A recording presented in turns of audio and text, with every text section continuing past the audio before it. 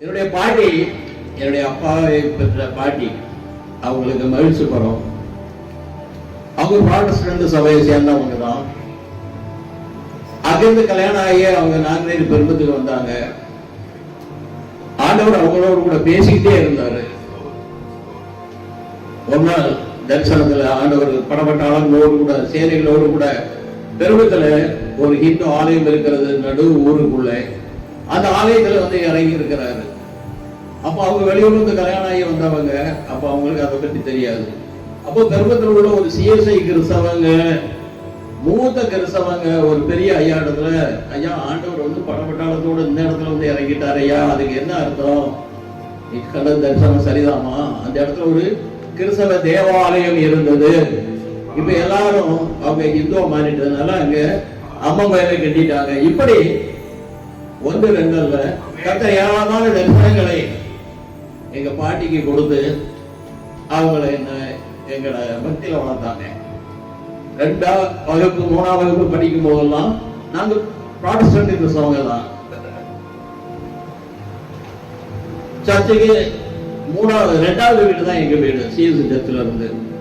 அப்போ ஆசிரியர், அந்த உபதேசர் கேட்டிஸ்ட், ஆராதனைக்கு மணி அடிச்சு கட்டையை கீழே வைக்கணும். கட்டையை, அதாவது 2 தோசைகள் மாதிரி இருக்கும், அந்த மாதிரி அடிப்பாங்க.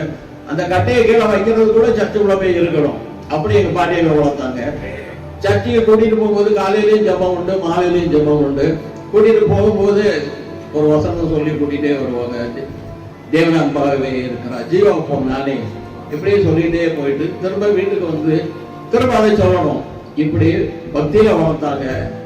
இப்போ நான் 11th ஸ்டாண்டர்ட் வந்திருக்கிறேன். எனக்கு இடது காலில் முட்டுக்கு கீழே ஒரு எலும்புடிக்கு நோய் வந்து என்னுடைய 16வது வயதுல என்னை ரொம்ப பாதிச்சுட்டு. என்னுடைய 16வது வயது அந்த வியாதியில கட்டில் கிடையாயிட்டேன். நாகர்கோவில்ல பெரிய ஆஸ்பத்திரியில் எனக்கு 3 முறை ஆபரேஷன் நடந்தது, குணமாகல. நூற்றுக்கணக்கான இன்ஜெக்ஷன் போடப்பட்டது, எனக்கு குணம் கிடைக்கல. அப்படின்னு ஒண்ணு எங்க அம்மா வீட்டுல கிட்ட மொழி அவங்க இந்து கொண்டு போய் அவங்க மந்திரவாதம் பண்ணாங்க, அதையும் குணமாகல. திரும்ப அந்தோணியார் கோயில், மாதா கோயில் அப்படின்னு சொல்லி கோயிலா போகணும். ஆர்சி கோயில் அங்க எங்க பாட்டி எங்க கூட வருவாங்க. அங்க போய் தங்கியிருந்து 21 நாள் 41 நாள் ராஜாவூர் கோயிலெல்லாம் சுற்றி வந்துட்டு கஷ்டப்பட்டு இருக்கும்போது எனக்கு ரொம்ப முடியல. கட்டில் கடை, எலும்பு தோலமா படுக்கையில் இருக்கிற எங்க அம்மா தான் எனக்கு மலஜலாதி எடுத்துக்கிட்டு இருக்காங்க. அந்த கண்டிஷன்ல என்னுடைய நிலைமை ஆயிடுது. எனக்கு நடக்கவே முடியாது. அந்த நேரத்துல எனக்கு எங்க அம்மாவுக்கு கடைசி ஒரு தங்கச்சி பிறந்துட்டா. எங்க அம்மா வீட்டுக்குள்ள விட்டுட்டாங்க. இப்போ என்னுடைய நிலைமை ரொம்ப பெரிதாகும். 10 மணி ஆன பிறகு பக்கத்து வீட்டுக்காரெல்லாம் படுத்த பிறகு கொடியாக தவழ்ந்து வெளியே போய் தோட்டத்துல வெளியே போயிட்டு வருவேன். மிக மிக பெரிதாகமான நிலை. அப்பதான் சேலத்துல ஊழியம் செஞ்சுட்டு இருக்கும்போது பாஸ்டர் சுந்தரராஜ் ஐயா அவர்களும் இப்ப இருக்க தலைமையா இயேசுதாசன் ஐயா அவர்களும் என்னை குறித்து கர்த்தர் அவர்களுக்கு வெளிப்படுத்தி, அவர்கள் அங்கிருந்து ஊருக்கு வரும்போது வழியில நேரே வந்து என்னை சந்திச்சு, உன்னை கர்த்தர் ஆண்டோட ஊழியத்தை அழைச்சிருக்கிறாரு, உனக்கு ஆண்டோடு சுதந்திரம் தான், நீ ஆண்டோட ஊழியத்தை செய்வாயா அப்படின்னா கர்த்தர் சுகம் கொடுப்பாரு. எனக்கு எலும்பு அடிக்கடி வந்துட்டு இருக்குது. 10 வருஷமா மூட்டுக்கு கீழே குதிரை முகத்துல இடது கால் இல்லை, வரைக்கும் எலும்பு வந்துகிட்டே இருக்கு. அப்பா ஐயா, நானே எலும்பு தோலமா இருக்கிறேன், இன்னைக்கு சாகட்டா நாளைக்கு சாகட்டாங்கிற அந்த கண்டிஷன்ல என் நிலைமை இருக்கு. ஆண்டோட எனக்கு சுதந்திரம் கொடுத்தாங்க. நான் ஆண்டோட உறுதி செய்யறேன். நீ என்ன முழுமையுமா ஆண்டோட ஒப்பு கொடுத்தேன். ஜோம் பண்ணி எனக்கு கொஞ்சம் எண்ணெய் தான் கொடுத்தாங்க குடிக்கிறதுக்கு. கொஞ்சம் அந்த புண்ணுல போடுறதுக்கு கொஞ்சம் எண்ணெய் ஜோம் பண்ணி தந்தாங்க. அந்த புண்ணுல போட்டேன். ஒரு 1 மாசம் இருக்கும். அந்த புண்ணுல உள்ள வலி வேதனை எல்லாம் குறைய ஆரம்பிச்சு கம்பெனி நடக்க ஆரம்பிச்சிட்டேன். பிறகு ஒரு 3 மாசம் இருக்கும். நான் அப்போ மலைச்சோடு தான் சர்ச் இருக்கு. மலைச்சோடுக்கு சர்ச்சுக்கு நான் கார்ல வந்துட்டு போயிட்டு இருக்கிறேன். இன்னொரு 3 மாசம் கழிச்சு 6 மாசம் ஆகும்போது நான் சைக்கிள் மிதிச்சுட்டேன். பருவத்துல இருந்து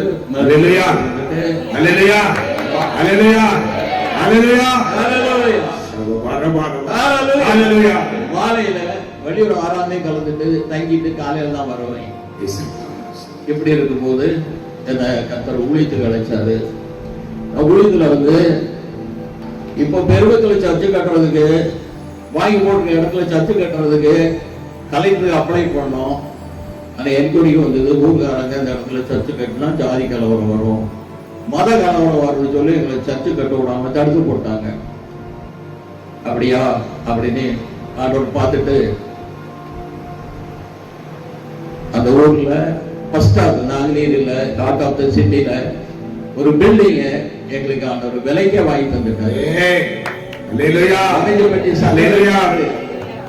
வாணிஜப்பட்டி எம்ஜிஎஸ் சங்கரட்டியாரு அவங்க இருந்து வாங்கி தந்துட்டாரு.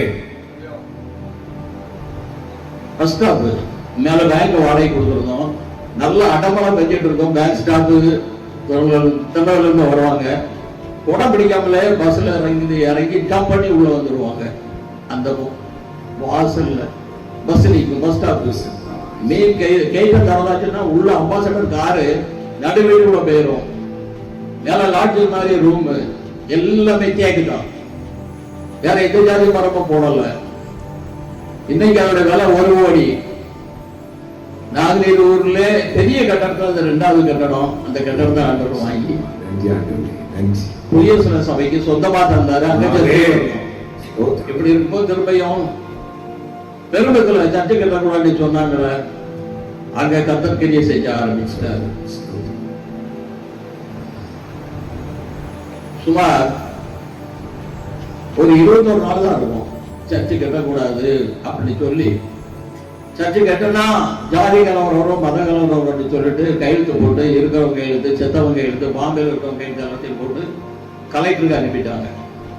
அங்கிருந்து அவங்க எஸ்பிஐசி போட்டு நானேர் போலீஸ் ஸ்டேஷன்ல கூப்பிட்டு என்ன கூப்பிட்டு எழுதி தர சொல்லிட்டாங்க. இந்த சர்ச்சி புதிய சபை இந்த மாதிரி இன்னாரு உங்க பேரை போட்டு கலெக்டர் ஆர்டர் வாங்கி தான் இந்த இடத்துல சர்ச்சு கட்டுவேன். கலெக்டர் ஆர்டர் வாங்காம சர்ச்சு கட்ட மாட்டேன்னு சொல்லி என்கிட்ட எழுதி வாங்கிட்டாங்க.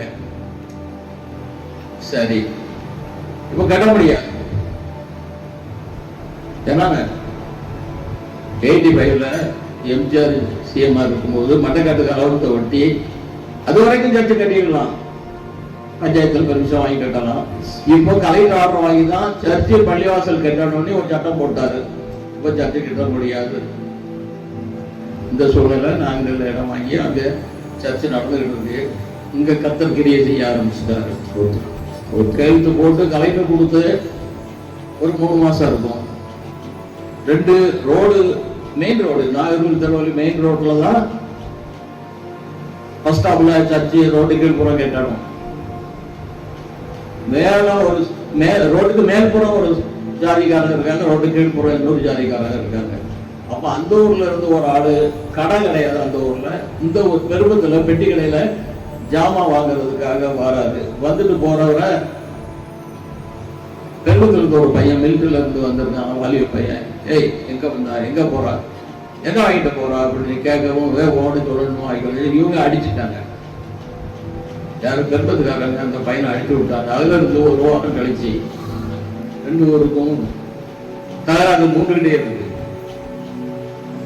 அப்படி இருக்கும்போது பெருமத்துல அவங்க தோட்டம் இளைஞர்ல இருக்கு.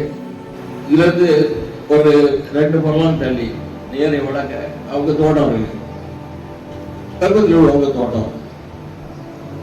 அந்த தோட்டத்துல அந்த வீட்டுல உள்ள மூத்த பையன், அவங்க அம்மா அப்பா 2 பேரும் தரிசனங்கிட்ட அவரை என் கூட சர்ச்சுக்கு அனுப்புனாங்க. அவருக்கு காக்காவலிப்பு வியாதி உண்டு, வாலிப பையன். ஒரு நாள் ஆராதனைக்கு நாங்க போயிட்டு சைக்கிள்ல வந்துட்டு இருக்கும்போது ஏரோவாடியில வரணும், சைக்கிள் வெடி போட்டுட்டு டயர் டீப்பு சேர்த்து வெடிச்சுட்டு, அப்போ இந்த பையன் சர்ச்சுக்கு தானே வந்தான் வெடிச்சுட்டு சொல்லிட்டு வந்துட்டு திரும்ப சர்ச்சுக்கு வர மாட்டான். ஒரு 3 மாசம் நல்லா ஆர்வமா வந்துட்டு இருந்த வாலிப பையன். அப்போ இவன் தோட்டத்துல வாழைத்தோட்டம், அவங்க சொத்த தோட்டம் சுத்தி வாழைத்தோட்டம், அதுக்குள்ள பம்ப் செட்ல மத்தியானம் படுத்து இருக்கிறான். நான் சுருக்கமாக சொல்றேன். அப்போ இந்த அடி வாங்கிட்டு போன பையனுக்கு வேண்டிய பையன் 4-5 பேர் வாலிய பையன் தண்ணியை போட்டுட்டு மத்தியான நேரம் இப்படி வரும்போது இவங்க கிடக்குறான். இவனை பிடிச்சி தலையா இருந்து அவங்க ஊருக்குள்ள கொண்டு போய் நடுத்தருவில் வச்சு ஆடுறாங்க தண்ணி போட்டுக்கிட்டு. அப்ப அந்த நல்ல உள்ளம் கண்ட ஒரு ஆளு அங்க வந்து செல்லப்பாண்டியன் ஒரு சாரு பெரும்புல அங்க மஞ்சக்குளத்துல ஹெட்மாஸ்டர் இருக்காரு. சார் உங்க ஒரு பையனை தலையை அறுத்து வச்சு இங்க ஆடிக்கிட்டு இருக்காங்க, நீங்க ஸ்கூலை க்ளோஸ் பண்ணிட்டு ஊருக்கு போயிருங்க, மணி அடியாதீங்க, மணி அடிச்சுட்டாங்கன்னா பிறகு ஊரில் வந்து ஏதாவது பண்ணிடுவாங்க, மணி அடிக்காம பிள்ளைகள் எல்லாம் வீட்டுக்கு சைலண்டாக போய் சொல்லிட்டு நீங்க வேற வழியா ஊருக்கு போயிருங்கன்னு சொல்லி ஒரு ஆட்டை போட்டுட்டு ஊருக்காரங்க சத்தம் போட்டு திரும்ப அதை டிஸ்போசல் பண்ணிட்டு தலைய நேர வந்து அப்படி கொண்டு வந்து இந்த அடுத்த புத்தம் இருக்கிற இந்த புத்தையில தான் தூக்கி மேல கொண்டு வச்சுட்டாங்க. பாடிய தலையை அங்க சுட்டு சாம்பலாக்கிட்டாங்க. திரும்ப அன்னைக்கு சாயங்காலம் தானே செல்லநாராயணன் வருவேன் மில்லு விட்டு வாரான்.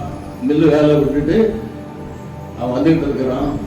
இந்த சர்ச்சு கட்டக்கூடிய இடத்துல அவன் வாரான். வரும்போது இவங்க 4-5 பேர் அருவாக்கப்போட நிற்கிறாங்க. நான் ஆராதனைக்கு வரேன்ட்டு வந்துட்டு இருக்கேன். மாலையில 5 மணி வலிவுக்கு ஆராதனை வரும்போது சைக்கிளில் வரேன்ட்டு வரான். அப்போ இந்த பையன் மில்லு வேலை விட்டு வந்தவன் உடனே எப்பா நீ ஊருக்குள்ள பேர் இங்க வராத, இந்த ஊருக்காரங்க அருவாக்கப்போட நிற்கிறாங்க அப்படின்னு சொல்லிட்டு இவன் போயிட்டான்.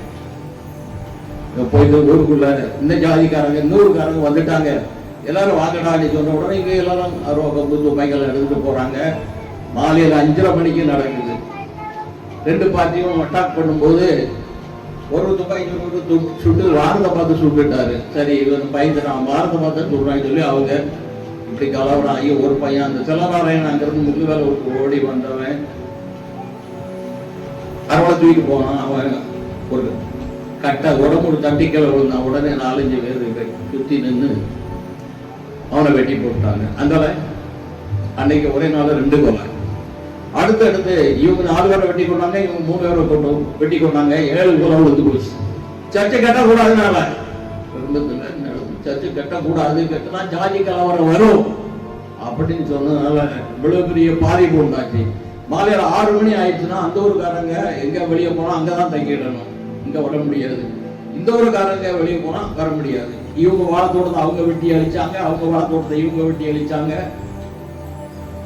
ஆண்கள் 6 மணிக்கு மேல வெளியே வர முடியாது 2 ஊர்லயும். அந்த கொடிய அவலனால ஏற்பட்டுச்சு. கடைசியா ரவினி ஒரு பையன் 33 வயசுக்காரன் திருநெல்வேலி புது பஸ் ஸ்டாண்ட்ல மணி ஸ்வீட் ஸ்டால் கடை வச்சிருக்கான். அவன் ஆண்ட்ரூஸ் பஸ்ல கடை அடைச்சிட்டு அவன் தலாபுரத்துல கல்யாணம் பண்ணியிருக்கான். 2 ஆம்பளை பிள்ளைங்க. அவன் கடை அடைச்சிட்டு ஆண்ட்ரூஸ் பஸ்ல வரான். 9 மணிக்கு ஆண்ட்ரூஸ் பஸ் நின்றுட்டு போயிட்டு 7 மணி வைப்பாங்க. பக்கத்துல சர்ச்சு கட்டுற இடத்துல பக்கத்துல பில்டிங் ஒன்றும் கிடையாது, காடு தான். எதிராளி வந்து 4-5 பேர் 1.5 மணி நேரம் பிராண்டி அடிச்சு சேர்த்து முடிச்சுட்டு இவருக்காக எதிர்பார்த்துட்டே இருந்திருக்காங்க. வண்டி போன உடனே ஓடி வந்து இவனை பிளாக் பண்ணாங்க. இவன் அந்த பக்கமா திரும்பி ஓட பார்த்தான், சுத்தி நின்று பிடிச்சி. இப்போ எந்த இடத்துல நம்ம சர்ச்சு கட்டி இருக்கிறோமோ அந்த இடத்துல இருந்து 25 அடி டிஸ்டன்ஸ்ல மெயின் ரோட்ல மெயின் ரோட்ல தலையை அறுத்து கொண்டு போயிட்டாங்க. பாடியை தூக்கி கிளம்பி வச்சுட்டாங்க. அதுக்கு பிறகு ஊருக்காரங்களெல்லாம் கூப்பிட்டு அவங்களுக்கு ஞானம் வந்தது. சரி இந்த இடத்துல சர்ச்சை இருந்ததுன்னா நம்ம கெட்ட விட்டுருந்தோம்னா சர்ச்சை இருக்கும், பாசம் இருப்பாங்க, லைட் இருக்கும், வெளிச்சம் இருக்கும், கொலையாடி 1.5 மணி நேரம் பதுங்கி இருந்திருக்கிற மாட்டான். இப்போ நாம புத்தியை தவற விட்டோம்னு சொல்லி திரும்ப கூப்பிட்டு என்ன சர்ச்சை கட்ட சொன்னாங்க. யாருக்கு கட்ட முடியாது, ஏன்னா எழுதி வாங்கிட்டாங்க கலெக்டரேட்ல இருந்து. அதனால திரும்ப நீங்க எழுதி கொடுத்த மாதிரி செத்தவங்க கையெழுத்து, உயிரோடு இருக்கிறவங்க கையெழுத்து அதெல்லாம் போட்டு முத்திய மாதிரி 2 செட்டு தாங்க, எங்க சீஃப் மாஸ்டர் கொண்டு கலெக்டர் கொண்டு தாங்க அப்படின்னு சொல்லி எழுதி வாங்கி திரும்ப கலெக்டருக்கு அப்ளை பண்ணி சப் கலெக்டர் நேரில் வந்து பார்த்து கடையெல்லாம் சார்ந்து கொடுத்தாங்க. இப்ப சர்ச்சை வேலை நடந்துகிட்டு இருக்கு. சர்ச்சை வேலை நடந்துகிட்டு இருக்கும் போது நாங்களே காசு இருந்தாரு. நான் மணல் கொண்டு வரல, ஒரு டிராக்டர்ல மணல் கொண்டு வந்துட்டு இருக்கேன், மண்ணு தான் கொண்டு வந்துட்டு இருக்கேன். வண்டியை பிடிச்சுக்கிட்டாரு.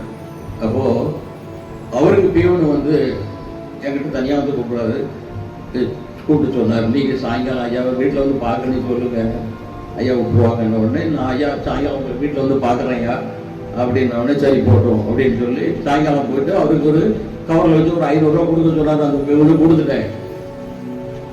திரும்ப 3 மாசம் கழிச்சு அதே தாசில்தார் என்ன கூப்பிடுறாரு. நாங்க பஜார்ல எல்லாம் பார்த்து கூப்பிடுறாரு. ஐயா, இன்னைக்கு நீங்க சாயங்காலம் எங்க வீட்டுக்கு வந்துட்டு வரேன்னு சொல்லி தாசில்தார் சொல்றாரு. நான் போறேன். எனக்கு 3 மாசம் முன்னாடி எங்க 500 ரூபா வாங்கினா அதே தாசில்தார் கூட 1 ரூபா வச்சு, ஐயா இருந்தாங்க 501 ரூபா வச்சிருக்கேன், நீங்க வாங்கிட்டு போங்க ஐயா, உங்க கோயில நல்லா கட்டுங்க. அப்ப நான் அதே பேருட்ட ஆரம்ப கொண்டாடுறத கேட்கிறேன், என்னையா உங்க ஆள் வாங்கின ரூபாய் திரும்பி தந்துட்டாரு. உங்ககிட்ட பணம் வாங்கல இருந்து அவருடைய மனைவிக்கு ரொம்ப சோகம்ல பல லட்சம் ரூபாய் செலவாயிட்டு அவரை இங்க இருந்து மாற்றியாச்சு. நாங்க இந்த வேலை தாலுகாவுக்கு ஒரு போறாரு, அதனால தந்திருக்காரு. அப்படி சர்ச்சு கட்டும்போது கத்துக்காரு. ரொம்ப அனுகூலம் செஞ்சாரு. ரொம்ப சப்போர்ட்டா இருந்தாரு. ரொம்ப சப்போர்ட்டா இருந்தாரு. காம்பவுண்ட் கட்டும் போது கூட நம்ம பாஸ்டர் ஏதோ பிரான்ச் உள்ள பாஸ்டர் சொன்னாரு, காம்பவுண்ட் தானே ஏன் கட்டுறீங்க, செம்மனை போட்டு கட்டி சிமெண்ட் வச்சு பூசிங்கன்னாரு. இல்ல, செய்யவே மாட்டேயான்னு சொல்லி நான் பல லட்சம் ரூபாய் கடன் வாங்கினேன். சொந்த பணம் போட்டு சபையில இருந்து கொஞ்சம் டொனேஷன் தெரிஞ்சு அதை கட்டினேன். அப்படியா முதல்ல ஒரு வீடு கட்டினேன், அப்புறம் சர்ச்சு கட்டினேன், அதுக்கப்புறம் காம்பவுண்ட். அப்ப கொஞ்ச நாளுக்கு 100 ரூபா தான் சம்பளம். பெரிய கொஞ்ச நாள் பார்த்தா 140 ரூபா சம்பளம், சரிக்கு 120 ரூபா சம்பளம். அந்த நேரத்தில் கட்டினேன். அப்பவே எனக்கு அது 8 லட்சம் ரூபாய் ஆச்சு. அப்போ இன்னைக்கு கொஞ்ச நாளுக்கு 1000 ரூபாய் சம்பளம், 10 மடங்கு பார்த்துக்கிடுங்க அதோடைய வேல்யூஷன். இன்னைக்கு என்ன 80 லட்சம் ஆச்சு அதோட வேல்யூஷன். கர்த்தர் அற்புதமா சர்ச்சை கட்டி தந்தாரு. என்னுடைய ஊழியத்தில் என்னுடைய கூட இருந்து என்னுடைய வியாதியை மாற்றி கர்த்தர் இறக்கம் செய்யறாரு. விதமாக கர்த்தர் என்னையும் இந்த ஊழியத்தை கர்த்தர் ஆச்சரியமாக நடத்தி கொண்டிருக்கிறார். சாட்சியை இயேசு நாமத்தில் முடித்துக் கொள்கிறேன்.